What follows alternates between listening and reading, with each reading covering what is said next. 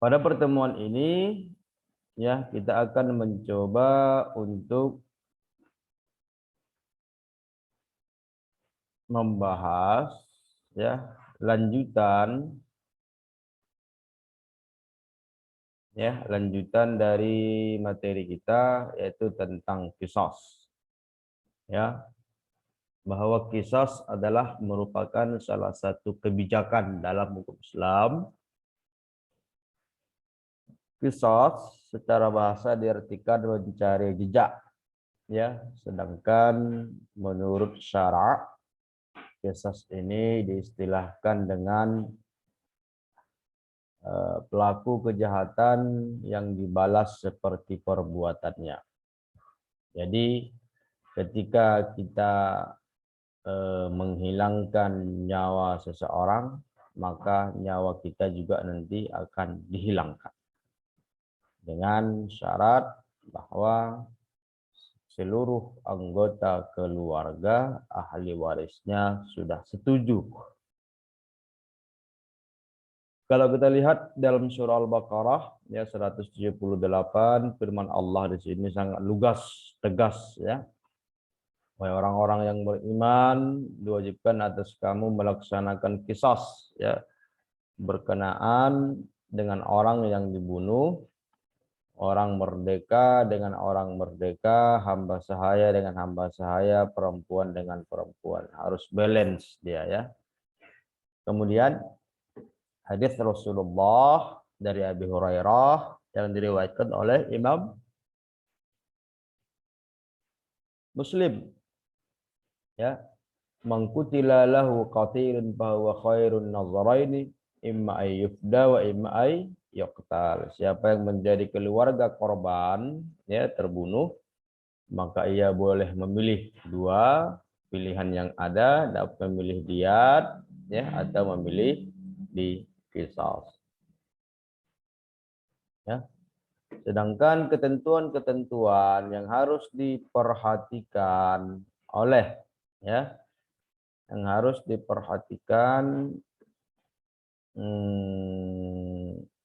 oleh anggota keluarga korban, ya, ada beberapa hal yang harus diperhatikan, ya, bukan sembarang. Bukan umpamanya ada salah seorang anggota keluarga kita yang dihilangkan nyawanya oleh orang lain, langsung kita dengan melakukan hukum rimba, ya, melakukan kebijakan sendiri, kita cari pelaku dan kita hilangkan nyawanya, nggak boleh.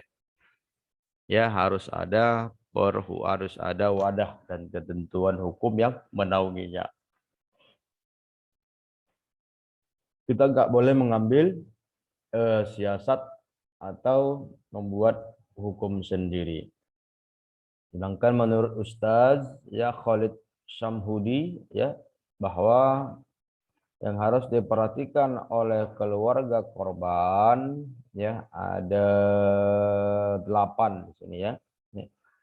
Pertama, pembunuh, pelaku kejahatan adalah orang mukallaf, ya, berakal balik.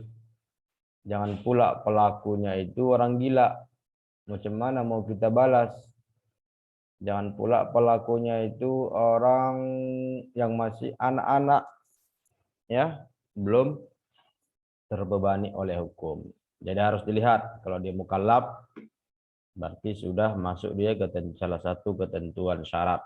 Jadi 8 syarat ini harus terpenuhi. Dilakukan secara langsung. Ya, poin B ini ada faktor kesengajaan, ya, memang sengaja dia, ya, sudah terstruktur, sistematik, terencana, ya. Kemudian apa lagi? Dilakukan secara langsung oleh pembunuh, bukan perantara, bukan disuruhnya orang lain dan sebagainya, atau disuruhnya, mohon maafnya, peliharaannya. Ternyata dia melihara ular. Nah, ularnya itu disuruhnya menggigit kita, menggigit korban. Atau ada mungkin peliharaannya anjing galak yang sudah dilatih sedemikian lama sehingga terlatih, itulah yang disuruhnya menghilangkan nyawa seseorang. Nah, itu nggak bisa, ya, di qisas dia, karena bukan dia langsung yang melakukan. Ikhtiar, ya, atau bebas dari paksaan. Ternyata pelaku ini ya atas inisiatif sendiri, ya, bukan paksaan dari orang lain. Karena ada orang disuruh melakukan kejahatan karena dipaksa atau disuruh. Nah, kalau nggak kau lakukan, nah, nyawamu yang saya hilangkan. Jadi ada unsur keterpaksaan untuk melakukan kejahatan itu. Ketika hal ini terjadi, maka tidak boleh dikisah. Segala perbuatan yang terpaksa tidak akan diminta pertanggungjawaban sepenuhnya sebagaimana kejahatan dan pelanggaran. Kemudian apalagi korban termasuk orang yang dilindungi darahnya, ya, yaitu seperti kafir harbi, kecuali kafir harbi, pezina dan telah menikah. Nah, kalau ini nggak masalah, ya, dibalaskan kesalahannya. Kemudian apalagi adanya bukti yang menyatakan bahwa pelaku pembunuh yang menghilangkan anggota tubuh seseorang adalah benar-benar pelaku pidana, ya, memang sudah terkenal, ya, memang tugas dia pembunuh. Memang tugas dia kalau dalam film-film action itu kan pembunuh bayaran. Nah, tuh. Adanya 2 orang saksi, harus ada saksi 2 orang yang melihat, ya, di TKP itu proses pelaksanaan kejahatan. Tidak terdapat hubungan keturunan melahirkan dengan ketentuan korban yang dibunuh adalah anak pembunuh atau cucunya. Jadi kalau anak dengan ayah atau cucu, ya, itu tidak boleh dilakukan, ya, proses qisas. Karena kalau dalam hukum Islam, ya, kecuali memang dalam hukum perdata atau hukum konvensional, ya, itu beda dia ketentuannya. Oke, anak bapak sekalian, kemudian setelah syarat-syarat di atas terpenuhi, ya, ada beberapa ketentuan lain, ya, yang harus dipenuhi oleh seluruh keluarga korban ketika ingin menjalankan qisas. Apa itu? Ada 3 poin, ya, sangat penting ini Bapak, ya. Pertama, semua wali keluarga korban yang berhak menuntut qisas adalah mukallaf. Jadi seluruh keluarga korban yang masih ada hubungan keluarga, terkhusus hubungan darah, ya, terkhusus hubungan darah, masih ada hubungan darah, maka harus dikantongi dalam artian persetujuannya. Seluruh keluarga korban harus setuju, ya, dan yang menuntut itu semua sudah dewasa. Kalau ada salah satu keluarga yang tidak setuju, maka tidak boleh dilakukan qisas. Ya, yang kedua, kesepakatan para wali, ya, kesepakatan wali korban, ya, dan yang terlibat dalam proses qisas. Jadi sudah sepakat semua, ya. Yang pertama sudah setuju, ya. Yang pertama harus sudah baligh dan mukallaf, yang kedua sudah sepakat semua anggota keluarga korban, yang ketiga adalah aman dalam pelaksanaannya. Ya, aman dalam pelaksanaannya artinya tidak melampaui batas, ya, pada pelaku pembunuh. Kenapa? Karena kadang qisas ini juga susah untuk dibuktikan. Qisas ini juga susah untuk berlaku adil. Karena kadang begitu emosi, ya, terbawa suasana korban, maka bisa melampaui batas ketika pelaksanaan proses qisas itu. Ya, sampai-sampai anak bapak umpamanya, ya, mohon maaf sekali, ya, bapak bukan apa, bapak buat contohnya gini. Kalau umpamanya ada seseorang meninggal dunia, ya, ditikam perutnya, meninggal, maka seluruh keluarga yang sudah balik dewasa sepakat untuk melaksanakan qisas. Maka yang pertama, ya, harus setimpal dia. Artinya apa? Pisaunya harus sama ukurannya, panjang pendek pisaunya itu harus sama, tebal besinya itu harus sama, lebar besinya itu harus sama, ya. Mata besinya itu harus sama, apakah mata dua dia atau mata satu, atau mungkin ada gerigi-geriginya seperti di pisaunya itu harus sama semua. Sehingga diukur, ya, kira-kira berapa dalam pisau itu menusuk perut korban, itulah yang harus sama semuanya. Makanya susah dan sulit ya untuk melakukannya. Ketika prosesnya lebih, maka yang membalaskan kisos tadi akan dikisos kembali. Nah, inilah susahnya ya. Adapun yang berhak melakukan kisos adalah para wali korban, ya, perwakilan, ya, dengan syarat mampu melakukan kisos dengan baik sesuai dengan syarat. Jika tidak mampu, ia berhak menyerahkan kepada wakilnya atau pemerintah. Artinya harus sama dia, ya. Jadi tidak boleh lebih, ya. Kalau kurang juga nanti wali korban lainnya akan keberatan. Oke, kita lanjutkan ke slide yang berikutnya, keempat, ya. Semoga anak Bapak sekalian masih tetap ya semangat mendengarkan, ya. Nah, itu dia tadi kalau nyawa harus dibalas dengan nyawa. Sekarang ada kejadian lain, ya. Ada kerumunan massa, ya, mungkin 5 orang, 10 orang, mereka keroyok satu orang, dikeroyok dia ini. Akan itu biasa tuh kan, apalagi anak-anak. Ya kalau kita baca-baca berita anak SMK, anak jago-jagonya itu, anak SMK, ya, para mohon maafnya penjaga keamanan ketika demo itu lebih takut mereka ke anak SMK daripada anak mahasiswa. Nah gitu.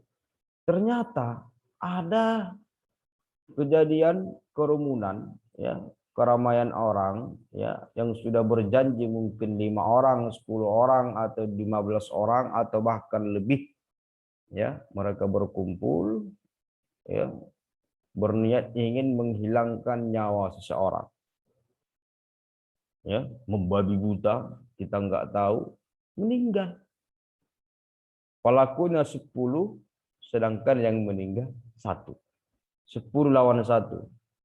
Jadi kalau dalam kehidupan remaja ini biasanya nggak jantan mainnya ini, main keroyokan kan itu. Dalam main satu-satu lah. Nah itu ya. Ternyata main keroyokan mereka. Oke, kita lihat di sini ya. Apabila ada beberapa orang secara bersama-sama melakukan pembunuhan terhadap orang lain, ya, seseorang jumlahnya 1, maka mereka seluruhnya terkena hukuman qisas. Allahu Akbar. Maka ternyata yang 10 orang tadi yang menghilangkan nyawa 1 orang, ya, ke-10-nya harus diqisas. Kasihan. Bagusnya kita nggak ikut kan.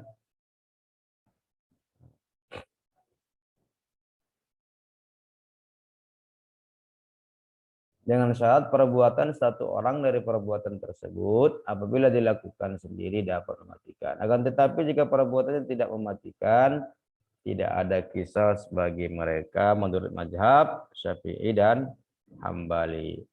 Sedangkan menurut mazhab Maliki, ya, mensyaratkan pembunuhan atas unsur kesengajaan, sedangkan jumhur fuqaha, mayoritas ulama, apabila ada 1 kelompok membunuh seorang maka semuanya harus dihukum qisas. Kenapa? Kan tidak ada yang namanya nyawa 10 lebih mulia dari nyawa 1 orang. Sama-sama harus dimuliakan, sama-sama harus dijaga. Kalau demikian pula realitanya, orang nanti rame-rame. Yuk kita kumpul-kumpul yuk 5 orang yuk, kita hilangkan nyawa dia. Ya. Akhirnya nanti orang banyak yang melakukan ya penghilangan nyawa orang lain dengan berkelompok karena nggak dikisos katanya.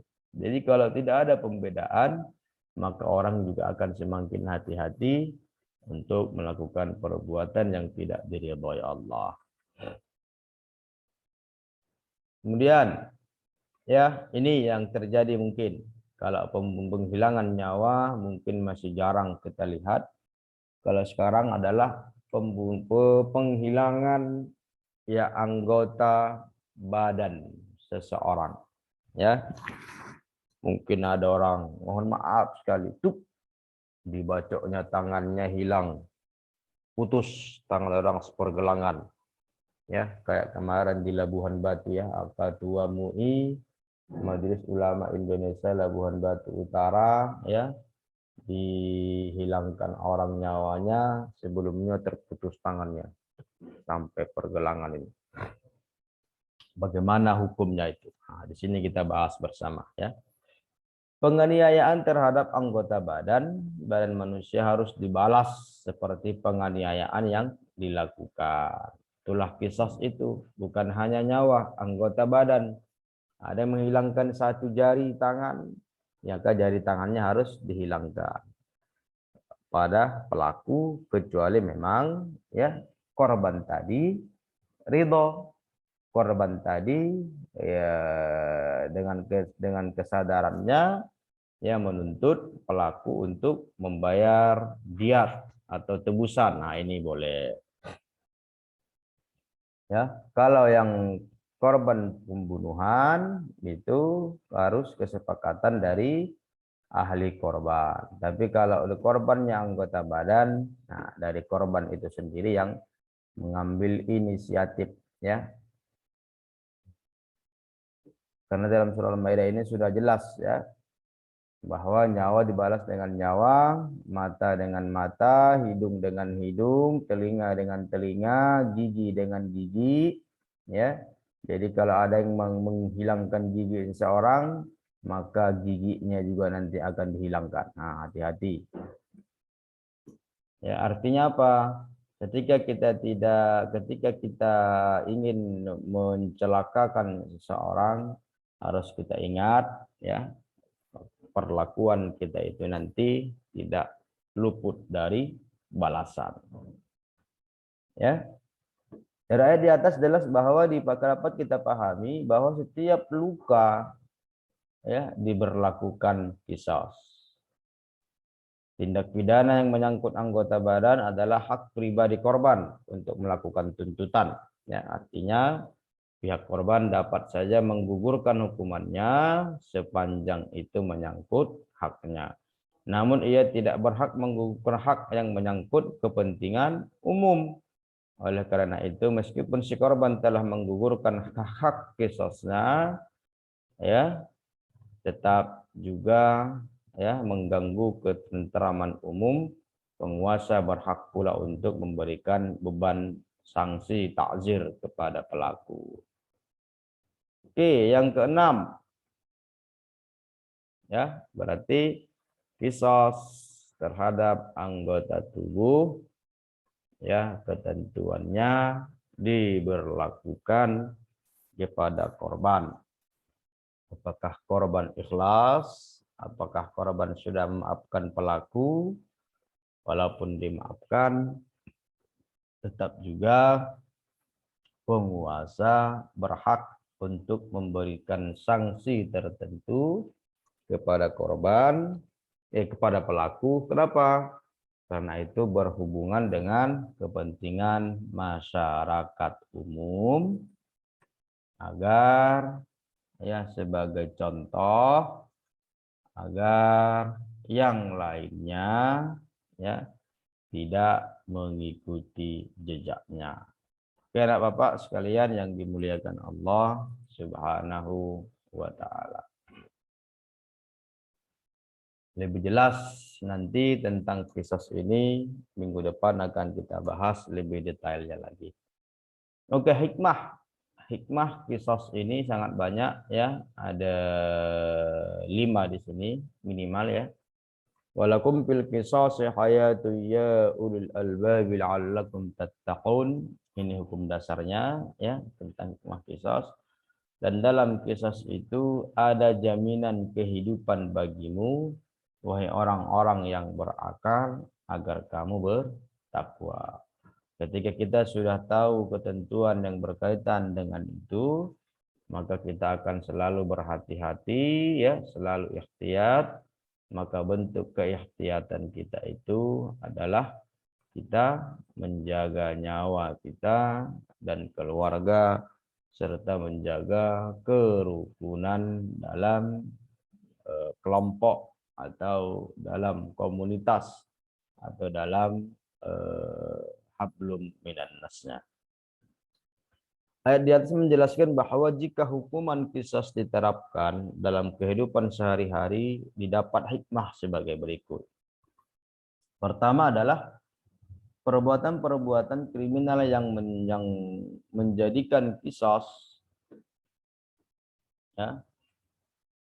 Qisas misalnya pembunuhan, memotong anggota badan akan berkurang ya. Berkurangnya tindakan kriminal berarti menjadi salah satu jaminan kehidupan damai dan tentram bagi manusia. Artinya kalau qisas itu dijalankan ya, akan memberikan efek jera ya kepada orang lain sehingga orang lain berpikir ya 1000 kali untuk melakukan menghilangkan nyawa seseorang atau bahkan menganiaya seseorang. Makanya hayatun jadi kehidupan bagimu, artinya kita hidup dalam tenang dan tentram serta nyaman. Kemudian menegakkan keadilan di tengah masyarakat agar jangan semena-mena orang yang jahat, maka harus ada rambu-rambu. Ketika rambu-rambu dilanggar harus ditegakkan hukum sehingga orang yang melihat ya menjadikan hal itu sebagai pelajaran. C. Menghindari kemarahan dan dendam keluarga orang terbunuh. Kalau tidak dilakukan qisas, maka akan terjadi terus ya rasa dendam, amarah dari keluarga korban kepada pelaku beserta keluarga pelaku. Akan mendarah daging terus ya. Amarah itu akan semakin panas ya dari pada keluarga berkeluarga sehingga untuk meredam itu maka qisas harus diberlakukan.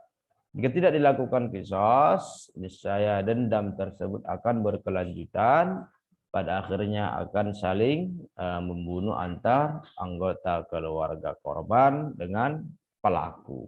Sangat disayangkan ya. Sehingga diberlakukanlah hukum Islam ini. Setiap orang agar mengambil pelajaran darinya tidak mudah melakukan pembunuhan jiwa manusia dan tidak dengan semena-mena ya menghilangkan atau memutuskan anggota badan orang lain. Kemudian qisas dijadikan sebagai tindakan preventif ya, pencegahan bagi masyarakat yang menyaksikan pelaksanaan qisas tersebut. Karena qisas ini dilaksanakan di tempat umum ya sebagai pembelajaran ya. Masyarakat akan dapat lebih mawas diri, waspada dan tidak sewenang-wenang terhadap nyawa atau tubuh orang lain. Jadi tujuannya dijalankan, dilaksanakan pada khalayak orang ramai agar mereka melihat ya tindakan yang dilakukan pelaku tidak baik dan tidak cocok ya untuk dicontoh. Oke anak Bapak sekalian, Bapak rasa itu dia yang ingin Bapak sampaikan ya. Jika ada yang mau ditanyakan, Bapak persilakan dengan segala hormat ya. Assalamualaikum warahmatullahi wabarakatuh. Waalaikumsalam. Assalamualaikum warahmatullahi wabarakatuh.